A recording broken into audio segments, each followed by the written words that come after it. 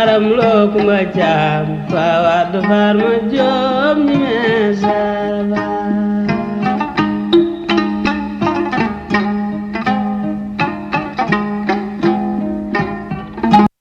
asalaamaaleykum yéen mbokki téléspectateurs yi ñuy topp ci Asfiyahi TV nuyu nañ leen ñu ngi am contentement leen dalal ci seen plateau seen nit ak jëfam mu mel ne xam sa bopp dafa am solo lool waaye xam sa cosaan tamit dina tax nit ki gën a xam fi muy teg tànkam émission bi nag yéen a ko moom waaye dafa jaral tamit tuuti leeral ndax nit ak jëfam pour xool li am solo ci dunduk doomu aadama yi nga xamante ni tey jii ne mën nañu nekk ay référence gannaaw ba nga xamante ni lu bari dafa tuuru ci suñu valeur waaye nag du nekk émission wu tontu bataaxal du nekk tamit émission wax sa xalaat ci nu mu ko neexee du noonu du ñu jéem a tënku rek ci kaw li nga xamante ni lu wér la lu wóor la lu gëstu ak xel ak nopp mën a dangu mu mel ne man mi koy def tamit dafa am ci lu ma tënku ndax sama métier di métier archiviste daf ma wonale lu bëree bëri waaye lépp loo xamante ni dafay yàq diggante lépp lu yee fitna lépp lu tax nit ñi di jax-jax wala seen ngëm wala seen leen di wàññeeku yoon dafa ma mayul ma di ci dugg bon nag waxtaane histoire du jalgati du wax lu la neex du tamit téesante waaye nag wax démb teg ko ci lu wér ci lu leer ci lu ànd ak worma loolu moom mooy charte émission bi ba nga xamante ni bu fekkente ni d'accord nañ ci loolu li nga xamante ni am naa ko ci expérience ndax ñaar fukki at ak juróomi ngi may def émission yàlla suturaal na ma ba kenn mësuma weddi wala kenn mësuma tiiñal ndax xam naa fi may teg sama tànk ci lu bëree bëri loolu nag yaakaar naa ni bu fekkente ni d'accord nañ ci danañu mën a waxtaane nit ak jëfam jërëjëf tey nag ma dalal émission bu bees waaye jégleel ko ki nga xamante ni tey jii fu tarixa bi Cheikh yegg ci Sénégal yàlla ak moom la bu bëree bëri muy kan Seydi Hadj Malick Sy du ma waxtaanee ak Seydi Hadj Malick Sy ci ni mu duggee Waalo ni mu duggee Ndar ndax loolu yaakaar naa ni ku mel ni El Hadj Rawane Mbaye professeur ku mel ni El Hadj Seydou Wele yàlla yokk leeram wax nañ ci lu bëree bëri waaye nag mun naa dale ci Seydi Hadj Malick ni mu dikkee Tiwaawan ndax ñaar benn ndax dafa jonjoo ak samay waajur ñaareel bi dama gëstu ci Tiwaawan ba nag yaakaar naa ni war naa mën a wax dara ci ni Seydi Hadj Malick dikkee Tiwaawan ni mu fi installé wax ji nag bëri na te ñu bëri teguñ ko wala seen source mun naa du ma ni wérul waaye bëri na ay source waaye ci li nga xamante ne ñun moom la ñu safoo muy archive ñu ngi wax ni ñëw na Tiwaawan ci vers 1900 lu ñu mën a nangu ndax bu ñu gisee ni Cheikh al Xawmi El Hadj Mansour Sy mi ngi gane àddina ci 1900 ci lu ñu jëlee ci archive bon nag Maodo war na mën a ñëw Tiwaawan lu jiitu 1900 am na tamit beneen information bu Mor Masamba Jéeri Jang bi nga xamante ni moo ko dénkoon soxna Yaasin Jang yàgg na ko wax bi mu nekk Njar ne ko jógeel ci dëkk yu sore yi jege si ci taax yi ndax tubaab yi xam bu baax li nga xamante ni mooy sa liggéey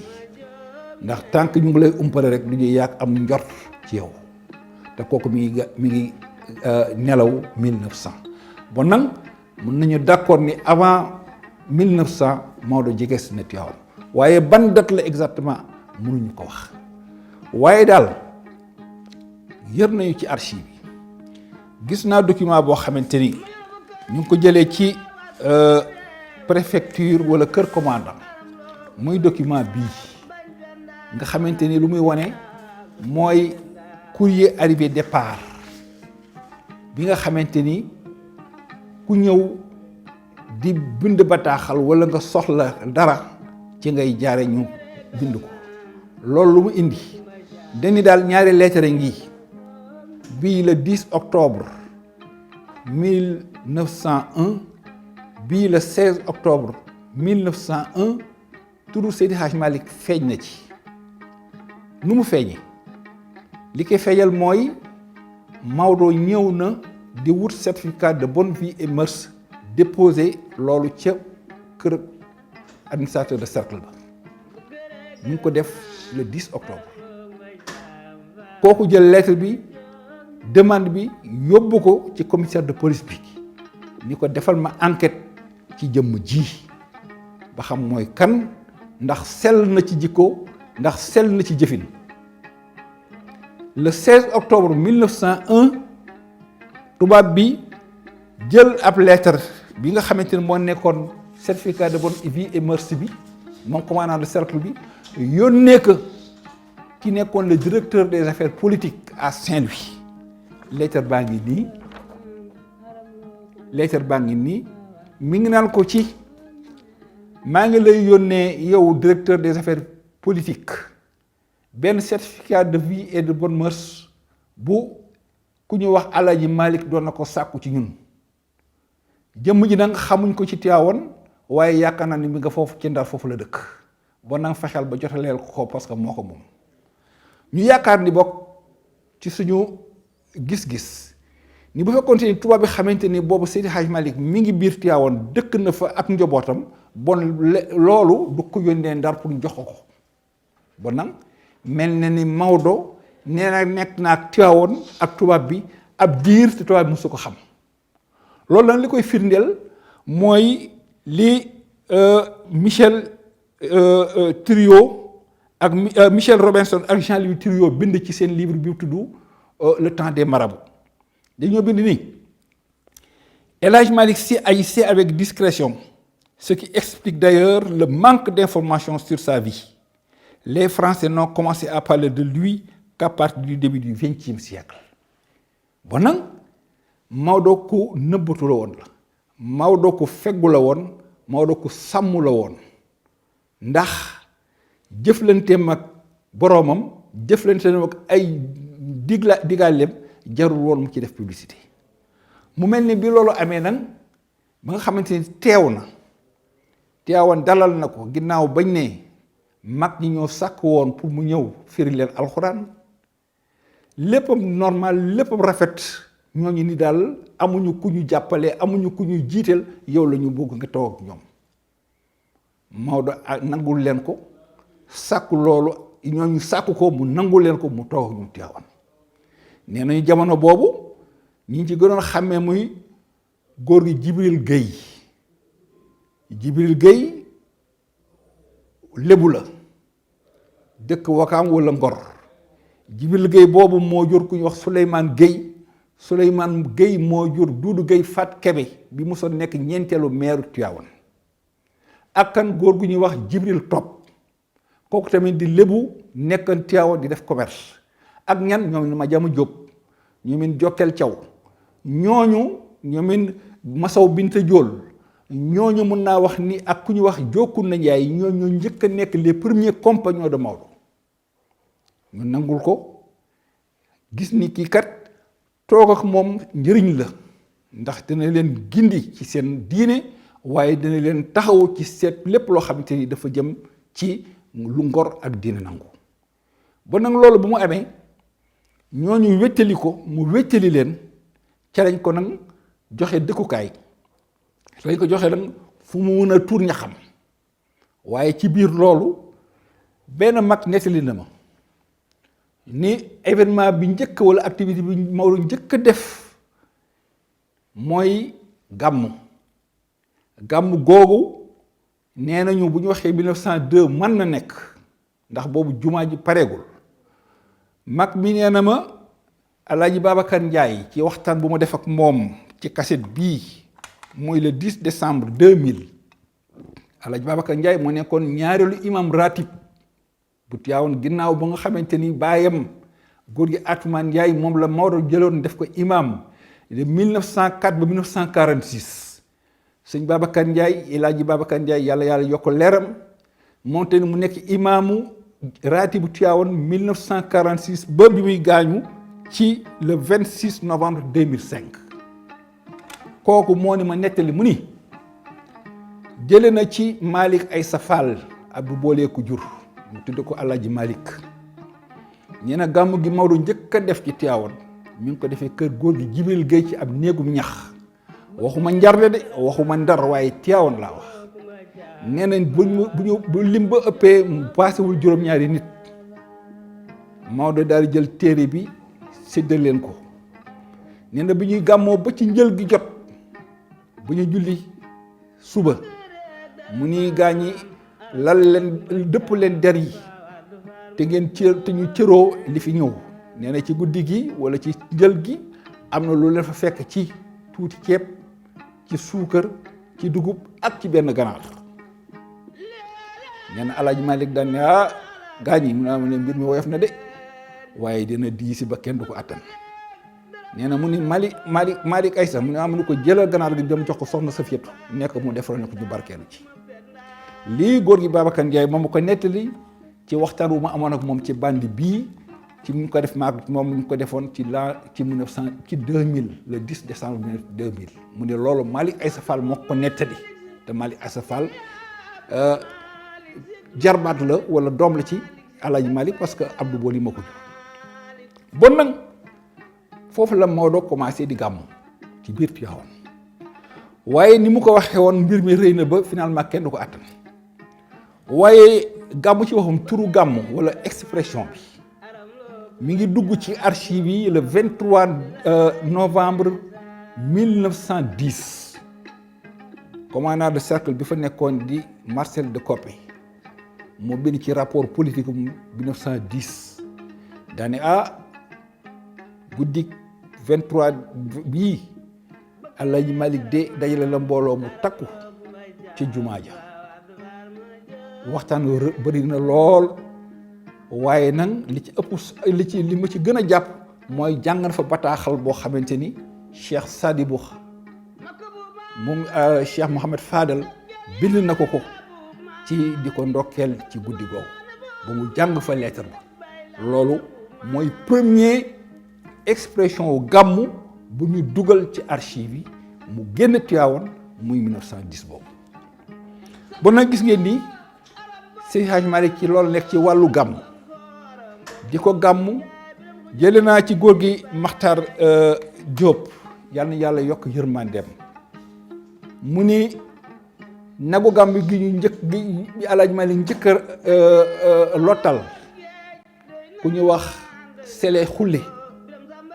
dëkk ci dëkk bu ñu wax Ndifib moo ko indil waxuma nag date bi waaye nee na njëkk nagu gàmmu gi Maodo njëkk a lottal ci gàmmu ci kooku ku ñu wax Sele Xulle Alaaji Sele Xulle moo ko indil Maodo nekk na foofu di gàmmu di ko sellal di ko teg ci ni mu ko war a teg ba bi yàlla defee wuy ji borom ci 1922 le 27 juin gàmmu googu nag mi ngi am le 13 novembre 1922 bon nag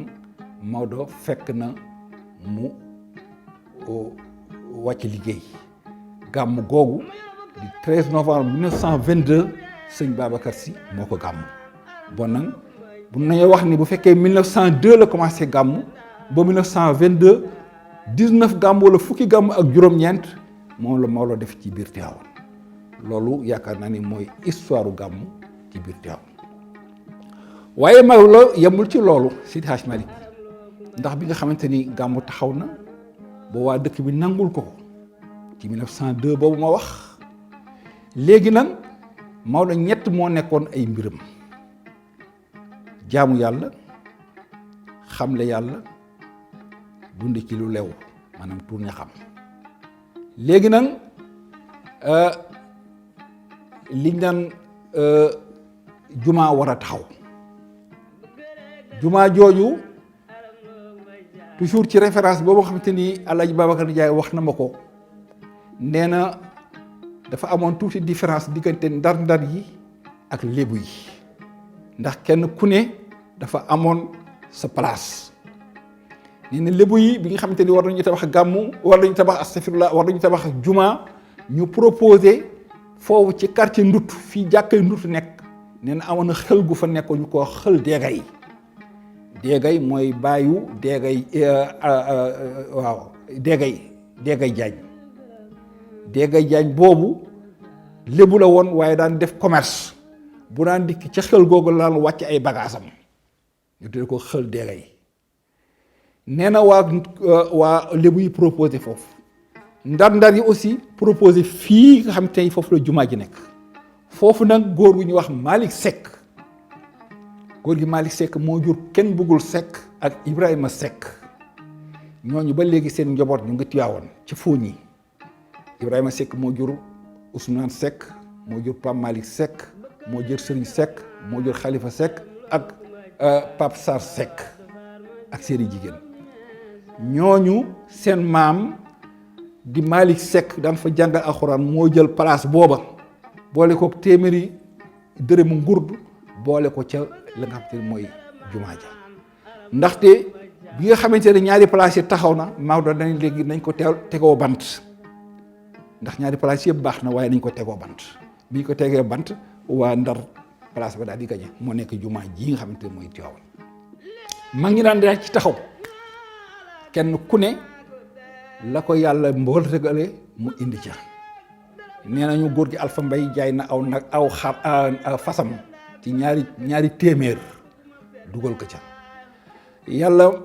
kii di woon jokku na Njaay moo nekkoon chef de escale dëkk bi indi participation Madiama Diop indi participation dégg nga Jokkel Thiaw indi participation ñoom Jibril Gueye indi seen participation Jibril Top indi seen participation ñu defar jumaa ñu defar jumaa yi fekk nag wut na autorisation parce que Seydi Hadj Malick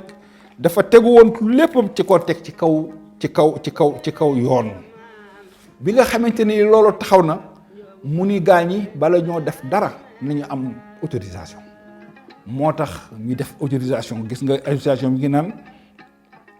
article 1er il est affecté à la construction d'une mosquée par la population musulmane de Tivaouane une parcelle de terrain figurant au plan précité si dans la localité est mesurant 40 sur 30 mètres donc parcelle ba 1200 mètres carrés la woon muy 40 sur 30 mètres. Article 2, le présent arrêté sera enregistré au bureau des domaines du 2e arrondissement et inséré au journal et au bulletin officiel de la colonie. Saint-Louis, le 17 février 1903, signé Camille Guy, le lieutenant-gouverneur. Bon nag Maodo dafa tënku bi nga xamante ni gars yi wut nañu autorisation bi ba ñu am ko mu nekk autorisation bi ñu am ko le 17 février 1903 ki nga xamante ni moo nekk turam ca nooma parce que duñu vu la demande formulée par les nommés Diokounda Ndiaye et consorts à l'effet d'obtenir la concession d'une parcelle de terrain à Tivaouane pour l'édification d'une mosquée gis ngeen Seydi Hadj Malick léppam da koo teg ci kaw lu dul yee fitna lépp da koo teg ci loo xamante ni yoon da koo nangu diine da koo nangu ngor da koo nangu bi loolu amee ba ñu defar jumaa ji ñoo am autorisation bi mu pare 1903 ñu tabax ko mu pare 1904 góor gi Babacar Ndiaye nee na nettali na ma ni muuli argile la ak ban nee na boo demee ca Gànnaar ca Tivaouane fi jàkkaarloo ak kër góor gi Seybatou Fall feggoo ak kër Moustapha Niang ancien maire ba foofu lañu daan tibbee argile bi ak ban bi nee na muul ba kees ko doon bu ñu ko doon muulee moom góor gi Babacar Ndiaye nee na ma yaayam daan na ci toog di ci saaf gerte bon nan nee na lépp ban la ñu tabax jumaa ji Maodo ko rëdd mu nekk jumaa joo xam si dimension yi 16 mètres de longueur la 11 mètres de large loolu nag janoon na maanaa ci jamono boo xamante ni Tivaouane population bi en 1904 mi ngi woon ci 4250 habitants te ñëpp du ñu woon ay jullit ñëpp daaw ñu fréquenté jumaa ja waaye nag doyoo ba tolloo ak li nga xamante ni moo nekkoon dundu dëkk ba ak ci doole dëkk ba ak ni dëkk bi day woon. nee nañu bi jumaa ji paree saaru yaasin la fa njëkk a jullee jumaa julli ko nag ñu war a nag organiser jumaa ji mu ni léegi dinaa war a wut imam ratib daa di wut góor ñuy wax Babou Mbend Guèye góor gi Babacar Ndiaye moo ma ko nettali Babou Mbend Guèye moo jur ku ñu wax Abdou Ndiaye Guèye ñi dëkk Tivaouane xam nañ ni góor la gu bu daan jaay yàpp góoru géwél la seen bàyyi nag Babou Mbend Guèye moo ñëw ci Seydi Hadji Malick ni ko am nga fii de sa mbokkum lébu boo xamante ni xamante woon ngeen ca Ndar ndax boo daan jàngale ba pare moo daan toppaat téere bi di ko wax sëñ Atoumane Ndiaye kooku nag yaakaar nañ sax yaa ko jox wérd moom ak magam ñu ko wax njoxor diir foofu cangaay ca kër gër gu góor gi Muraat Ndaw mu ne ko wax nga dëgg de mu ne ko mi ngi fii nag ci Daxaar doj mu ne kooku de àll moom nangu naa ko wol ma ko mu ñëw ñu woo góor gi aatu mu daal di ñëw jóge Daxaar doj di jiite ay rek xam nga mbiri wolof ñu lay jiital ba pare di def ci biir ay gàllankoor nee na ndekete nit ñi am na ñoo xamante ne dañoo contre loolu ñoo ni ko daal sëñ Hadj Malick bu ñu sañoon daal nga bàyyi nag ñun ñu wutal suñu bopp imaam mu leen ba tey nee na gaa yi dem jël ab naar bu ñu wax daa naar bi daal di ñëw jiite benn ajuma ba ajuma di ñëw yàlla def mu faatu nee na ñu dem jilaat beneen waay ni ko yaay ilimaan ba ajuma jotee waaja di liir xutba bi am problème ñu xam ni kii du waaja nee na ñu del si waat ci Alaaji Malik ni ko ñun daal seetal ñu rek mu ne man de sama lébu bi laa fi am ñu ne ba nag koo jël jëndal la loolu moo tax góor gi Atoumane Ndiaye nekk na imam raati bu dëkk ba Tivaouane ci jumaay Alaaji Malik jooju 1904 ba 1946 yu muy ji borom moo doon ni ko nag maay fal imam ratib waaye naayim nag ku mu neex jëlal mu seet ñi nga xamante ñëpp ñii duñoo sosu ci Maodo wala seen àlluwa baax na mu jël leen waaye ci biir loolu Maodo ci wàllu yaatalam jël na ñaar ñoo xamante ni ñu ko wax góor gi Mor Mbacke ak góor gi muy sugu te ñooñu ay bokkuñu woon ci tarixa bi waaye jël leen comme nangu na ab seenum njàng ak seen àlluwa jël leen def leen ay naayam ñu fay jiite kon nag gis nga ni tolérance ci wàllu nangu nit te xooloo ci moom lu dul yàlla kooku Maodo wane na ko te dañ ci delluwaat bu baax a baax mu mel ne noonu la jumaa ji taxawee bi nga xam si dem na ba 1946 sëñ Aatu nelaw sëñ Babacar Ndiaye moom moo nettali toujours ni ma ci la ko sëñ Babacar wooyee daani waaw ne dafa yónnee daani xanaa sëñ Aatu bàyyiwu fii doom joo xamante ni alwaam rafet na ñu ne ko waaw Babacar a ngi fi de mun leen wool leen ma ko mu ñëw mu ne ko fa sama bàyyi tegoon sama tànkam foofu laay sama tànk man nga doon sabab bi mu ne ko jiital naa la seetal nag ku la doy nga def ko naayim moo tax jumaay Tiwaawoon de 1904 ba ci 2005 bi góor gi nelawee ba Babacar Ndiaye ñetti imam ratib la am baayam Atoumane Ndiaye Babacar Ndiaye ak tey ji kii fa ne di El Hadji Tidiane Tall góor gi nee na bu mu demee ba magee ci laa ni ko nag seet leen woo Maodo woo suñ mbay ni leen daal seet leen kenn ko xamante ni war na ma mën a wutu parce que léegi mage naa moo tax El Hadji Tidiane Tall nekk fi imam kon nag ñetti imam ratib ndax juma mun na am ay naayim waaye imam ratib moom yaakaar naa ni benn lay doon ba nag loolu dafa jar a xam ci li nga xamante ne mooy taarixu jumaa ji taarixu gàmmu gi. mu mel ne tamit Maodo yemul ci loolu moo ngi tamit ci jàngaleem ndax xam nga Seydi Hadj Malick dafay wut autorisation ndax këyit googu ma wax ni sànq moo la doon wut ci tubaab bi ndax boobu jamono tubaab bi dañuy ku bugg école ubbi daara da ngay wut autorisation ba ma xam ni yow mii da ngay jàngale te boolewoo ci leneen lu am jàngale. loolu moo tax ñu bind kii di gouverneur général mu joxe autorisation boo xamante ne wala jël benn arrêté mi ngi ko jël le 3 août 1904 muy arrêté bi boo bu ngeen ko boo ko jàng dina gis ni 78 marabout juróom-ñaar fukki sëriñ ak juróom-ñett Maodo moo nekk 56e position ñoom la ñu autorisé woon ci 1904 ñu am ubbi daara ndax boobu tubaab bi dañuy damay réglementé njàng mi ndaxte dafa bëri suuf te lépp xëy na dooleem moo bëreetul woon ci wàllu école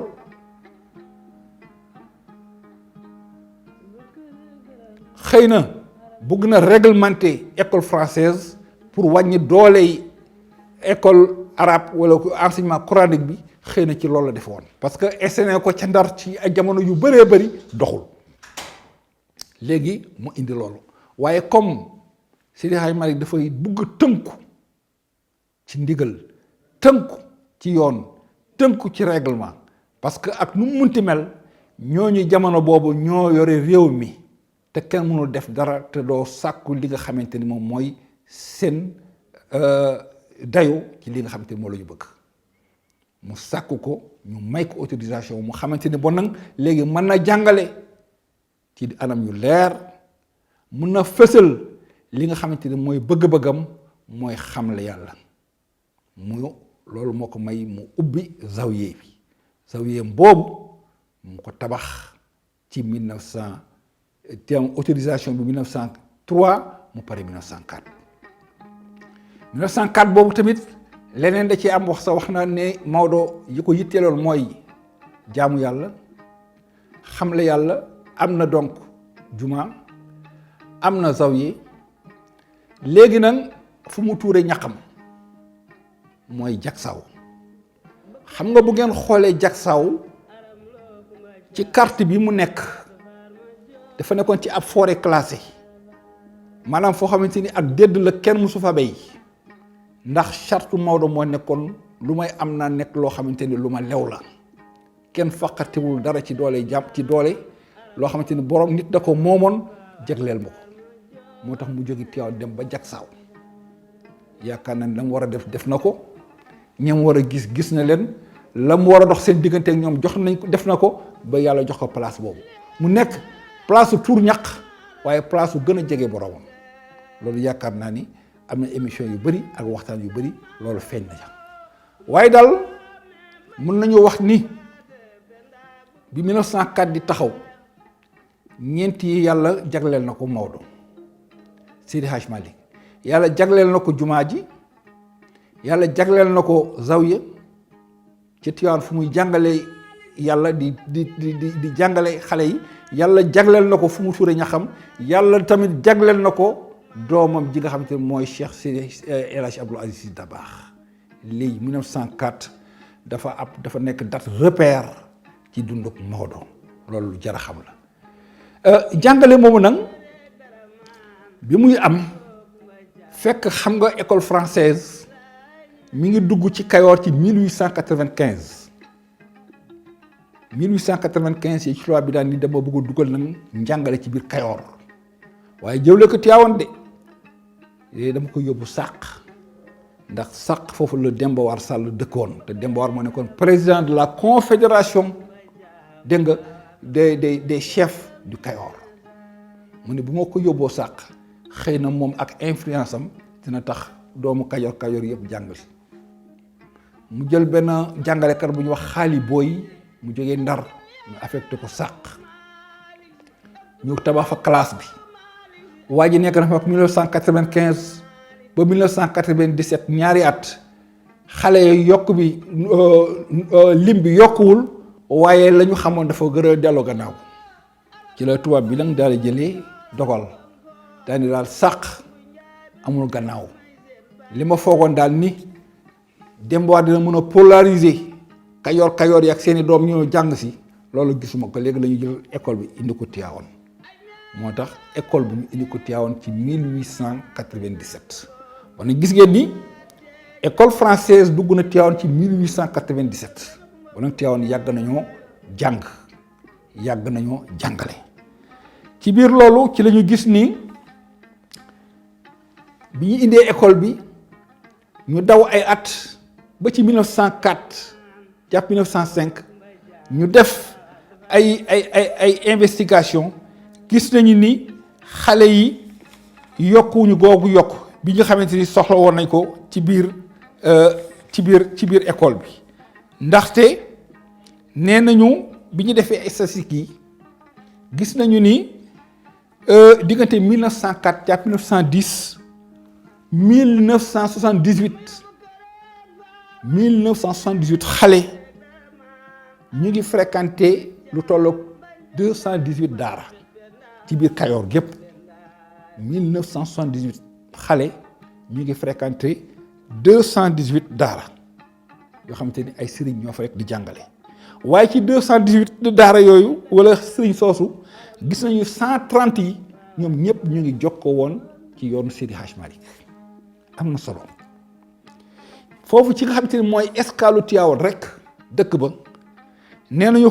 wàññi woon nañ fa 189 xale yoo xamante ni ñu ngi fréquenté daara yi mais ci 189 yi 150 yëpp ñu ngi woon ci daara Seydi Hadj Malick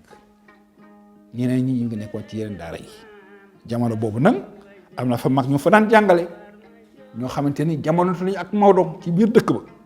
ku ñu naan wax sëriñ Ablaye Thiam sëriñ Ibrahima Sarr sëriñ Babacar Dia sëriñ Bekay Taban Cheikh Alsane Sène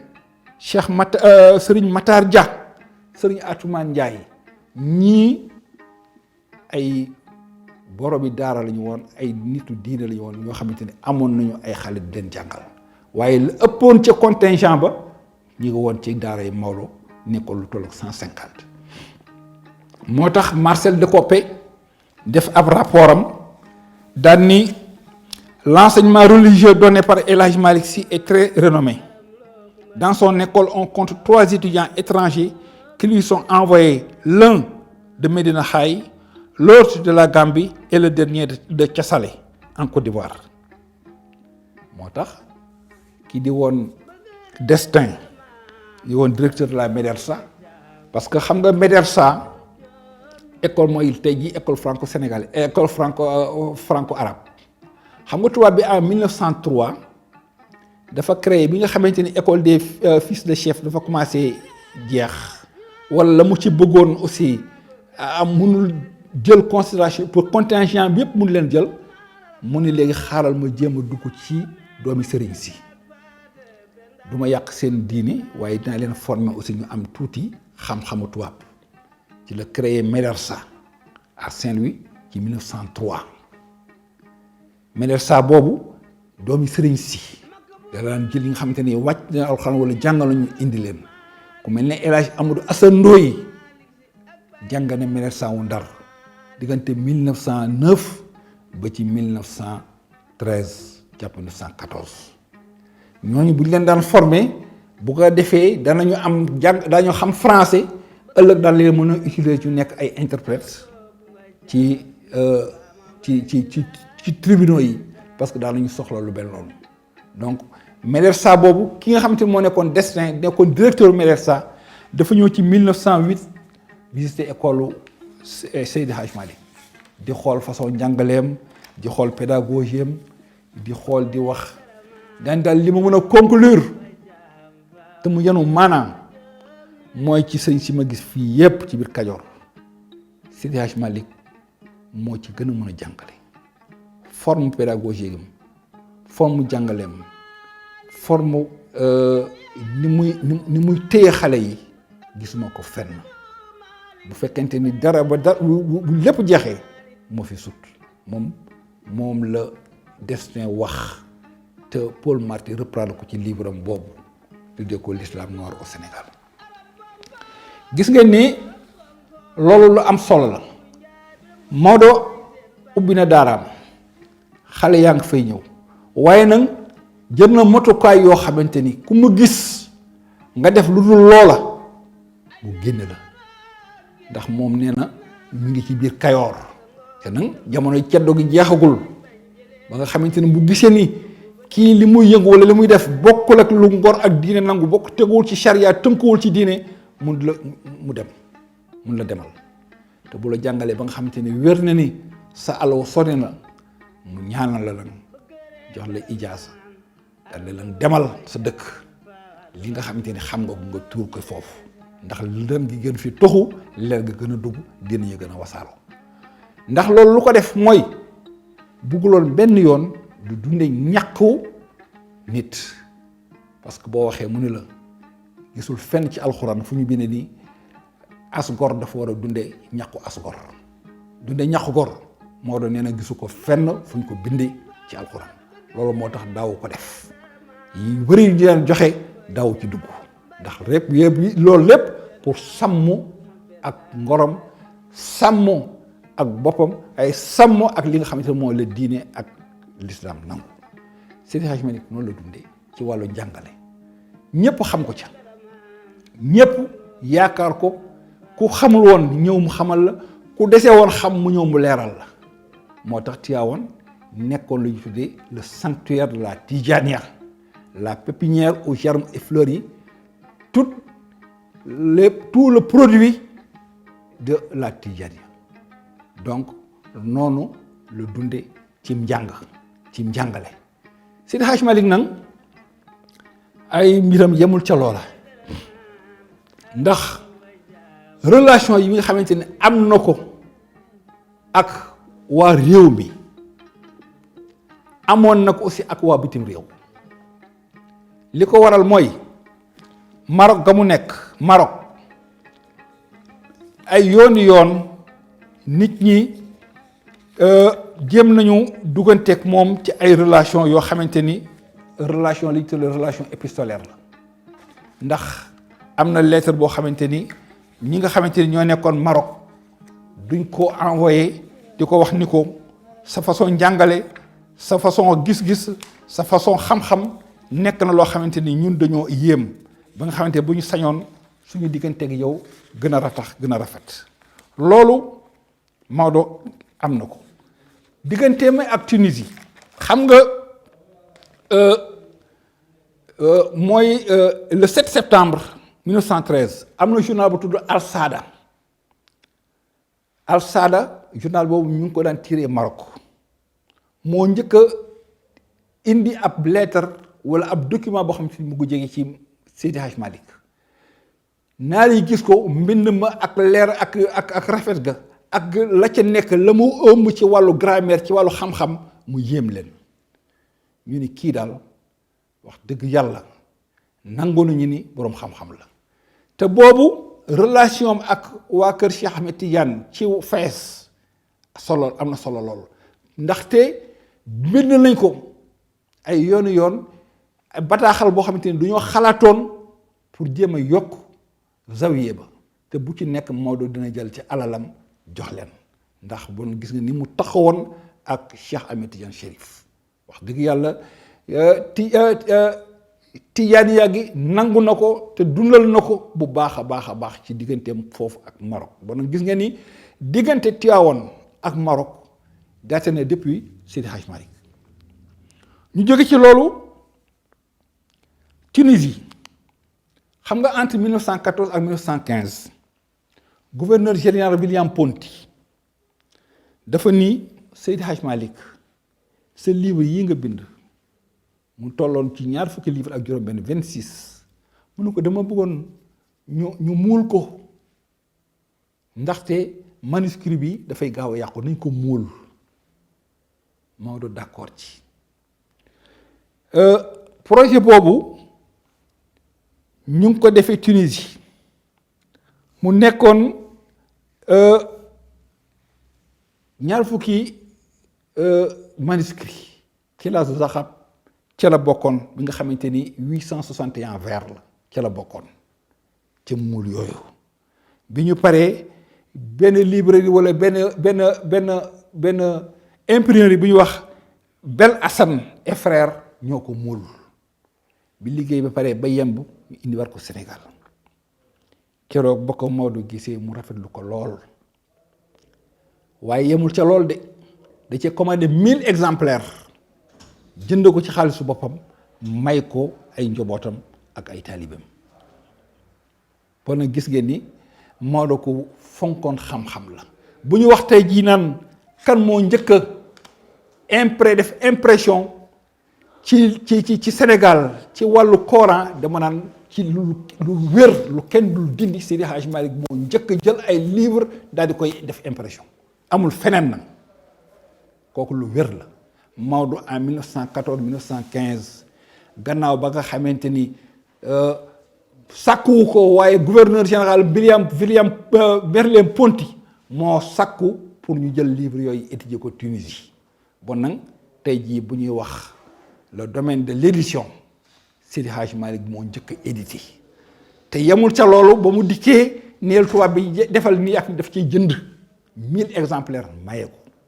bon nag kii moo fonk xam-xam kii moo fekk xam-xam kii moo xam nu ñuy sàkkoo xam-xam waaye nag bi ëpp solo yépp am na solo waaye dafa am loo xamante ni ñi bind ci Maodo yépp musuma gis ñu wax mooy diggante Seydi Hadj Malick ak Arabie Saoudite te loolu dafa am lu am solo document bii 1916 la dafa am benn rapport confidentiel numéro 1098 en date du 31 juillet 1916 gouverneur général par intérim Engoulevent dafa bind lieutenant gouverneur du Sénégal ni ko waa Màkka de du ñoo bëggoon a jokkook waa Sénégal waaye xamuñu fu ñu teg seen tànk ci ku ñu mën a waxal ñu bëggoon nag ci ñi fi ne kenn koo xamante ni xam na diine xam na arab te mën na jokkook ñoom pour ñu mën a di jokkoo parce que dafa am lu métti lu leen dal ci jamonoy première guerre mondiale boobu ndax Turquie yi dañoo attaqué woon Arabie Saoudite kooku ni ko man daal Seydi Hadj Malick laa fi gis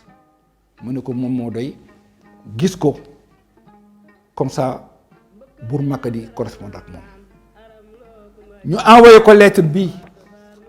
document la boo xam te duñ ko def léegi en français waaye en arabe la woon ñu envoyé ko proclamation la boo xamante ni waa Makka du ñuy wan la leen dal proclamation boobu mi ngi daté le 25 Chaban 1334 de l'hégire mu tombé ak 27 juin 1916 dama ni gaa ñi nga xamante ni ñu jàng Maodo musuma gis ku ci musa wax lii te ci archive la nekk bi loolu amee Maodo jot lettre bi jot proclamation bi métti lu ko ndax la fa dal ndaxte lu dal ci Makka dal na ci umma bi yépp ñu toog ci ay jamono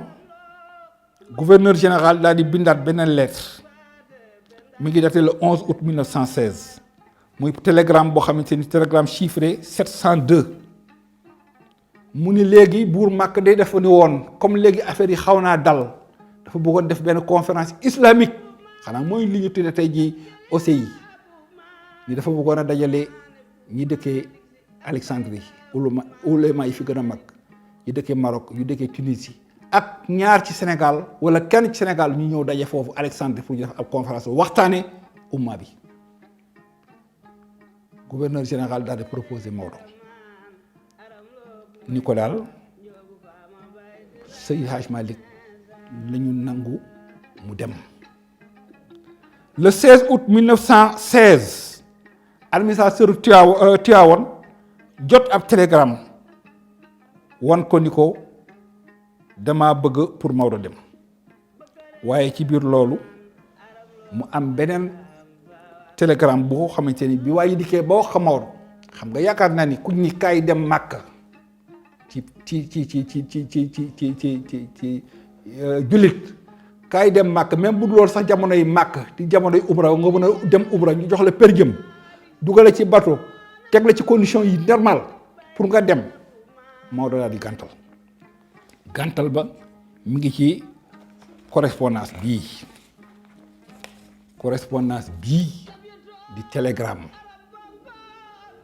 di télégramme nee naa la gars yi bind ci Maodo yëpp gisuma ko ci bu sa wax te lii télégramme bii ci la El Hadj Malick daal di tontu daal di El Hadj ci la ko commandant bi daal di bindal gouverneur di ko El Hadj Malick réellement souffrant ne peut pas pour l'instant entreprendre voyage à la Mecque. s'est montré très sensible à votre proposition et m'a prié de vous transmettre respectueux remerciements. lii la Seydi Malick def yaakaar naa ne bu fekkoon bëgg a dem rek la bu fekkoon ne collaboration rek la bon yaakaar naa ne ku ko jox invitation bu mel nii mu dem ca waaye dafa gàntal bon nag wane ni sàkkul woon dara ci tubaab yi jéemul woon nag laa mis ak ñoom pour dara wala pour am dara waaye Maodo lu ñorul lu ko ñorul ci wàllu diineem ci wàllu ngorom ci wàllu tarixam leneen ñoru ko bon nag loolu dafay loo xamante ne lu jar xam la nan la Maodo dundee ak tubaab yi bon nag il n'a jamais été un collaborateur boo xamante ne dafay wut dara seetu wut loolu dara ci ñoom loolu ci la Maodo nekke bon nag yaakaar naa ni dafay baax la ma waxoon sama xarit ba ni séntu asamaan de jarul buuxante waaye waxtaane ci Maodo ku ne xaj na ca nañ ci xajal ñëpp ndax xëy na di nga gis loo xamante ne keneen di nga xam lu keneen xamul woon waaye bu ñëpp booloo dajaloo mu indi njëriñ te nag Maodo di wax dëgg yàlla yàquñu daan na wax ni as gor yi dunde ñaqam daan na wax ni ñaan mu nag mu ngi commencé ci dunde lu lew ba nag ku ni taalibe Maodo la na nga xam ne ni dunde loolu rek am solo na nga xam te ni jëf dafay rafet da ngay jaamu sa borom gëm sa borom rafetal sa digganteeg say nawle rafetal sa digganteeg sa borom loolu yaakaar naa ne ci la Maodo dunde ba le 27 juin 1922 yàlla jële ko fi jëlin bu rafet ca muy talaata ca ba 14 heures jot bu ma neexee daal ni 14 heures ndax document ba ñuy bind ni ci Maodo 14 heures ci la génne àdduna maa ko gis loolu kenn mënu ko gis ci archive da ngay dem ba ca école Tivaouane ci la ñu tuddee monographie école ba directeur ba nga xam ne tool la woon ci atum 1922 moo bind ci mardi 27 juin 1922 à 14 heures le grand marabout Seydi Hadj Malick Sy s'est retourné vers son créateur moo tax sëñ Alioune Gueye woye ko ci woyam bu rëy woowu ba ker yi naaj wi ak ker gi di ràbbatil ko boobu la sëñ bi wàcc liggéey kii di Mamor Anta Mor Khoudia Mamor daal di koy jébal borom Mamor Khoudia si jox ko delloo ko borom ñu denc ko nag ci fii ci buntu zawiye bii mooy photo bii ngeen di gis bon nag tey jii bu jamono dikkee ba ngeen gis boo duggee ci biir zawiye fekk fa xabru Maodo waaye du lu ñu dugaloon ca zawiye ba ñu ngi ko dugaloon ci biti zawiye bi màgg fekk ko bon nag loolu aussi lu jar a leeral la photo bii mooy zawiye ba Maodo ñu defoon ko ci pegg bi ci seng yii ba jamono dox nag ba ñu war a defaraat ci la ñu dugalaat loolu ci biir foofu la Cheikh Al Xawmi doomam yu baax ja foofu lañ ko boole. bon nag mbokki téléspectateurs yi lii pàcc la woon ci dunduk Maodo ak taxawaayu Maodo ci biir Tivaouane mu mel ne lii lépp nag dama ko tënk ci livre boo xamante ni fas yéene naa ko génne ndaxte xam-xam baax na waaye xam-xam danga koy wesaare te yàlla bu ñu mayee incha allah livre bii ma tuddee Tivaouane sanctuaire de la Tidjaniya day loo xamante ni sama xam-xam la sama xalaat la ay ati ngi maa ngi koy seetlu di ko bind keroog ba nga xamante ni def naa ci lu bëri sëñ Pape Malick Sy yàlla yokk yërmandeem ba ma ko waxee dani ma atumaan loo ne dinaa ca ne ndax xam naa bu baax sa tënku ak li ngay liggéey pour xadara bi di ko liggéey ci kër gi di ko liggéey ci Sénégal man ci sa bopp dinaa nangu def préface lii nag Pape Babacar Sy moom soxna Umu Xayri Sy di jarbaatu Pape Malick Sy fekk na wax jaan ndaxte ba mu ko nangolee yàlla dafa def amul ay semaine amul ay fan ca la ko yàlla jëlee muy jur waaye xalaatam la woon moo tax lii incha allah bu ma yàlla mayee kattan may ma wér ak ndimbal incha allah li ma wax fii lépp tënk naa ko ci li boobu mu tuddee ko Tivaouane sanctuaire de la Tijaniya il faut que nit ñi xam bu baax lan mooy solo sa Tivaouane ci biir réew mi maa ngi leen di baalu àq di leen ñaanal di ko ñaanal réew mi di ko ñaanal xalifa bi di ko ñaanal képp ku dukki réew mi yàlla na yàlla defal tawféex yàlla na yàlla defal sutura yàlla na defal Sénégal di nekk dëkkub jàmm mag ñi ni fi liggéeyoon yàlla ñu ko barkeloo mu nekk suñu ngor ak suñu diine jërëjëf maa ngi leen ñaan di bal ak di leen jox ndaje beneen yoon ci beneen émission nit ak jëfam.